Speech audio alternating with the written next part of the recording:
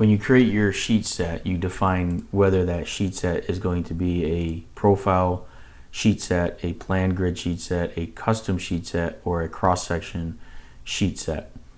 So to create a custom sheet, you have to make sure that when you create your sheet set, it is a custom sheet set type.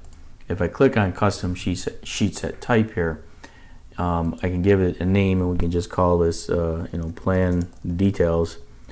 What you can do down below is you can enter in how many sheets you want to create. So if I was to come in here and say I want a cover sheet, I want notes and details, I want tables, right? So I can put these 3 sheets. Now when I click OK to this and I apply it to this particular plan set, what's going to happen is under there, under that sheet set plan details, you can see that it's created those sheets. Now if you want to create a custom sheet after you've already developed the sheet set, you can use the custom sheet or create custom sheet command.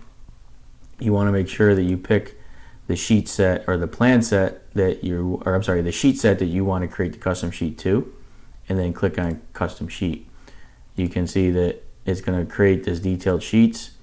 I can give it a name. Maybe we call this tables, and we can insert it either as a new sheet, or we can insert it after the cover sheet or typical details. So if I put it under after typical details and I click OK, it's going to create that sheet.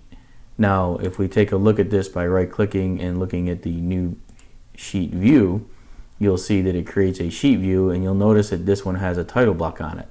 Now all this information you see on this sheet is coming from up above, and it could be coming from the plan set, or in this case it's actually coming from the entire sheet set, or coming from the sheet set or the plan set.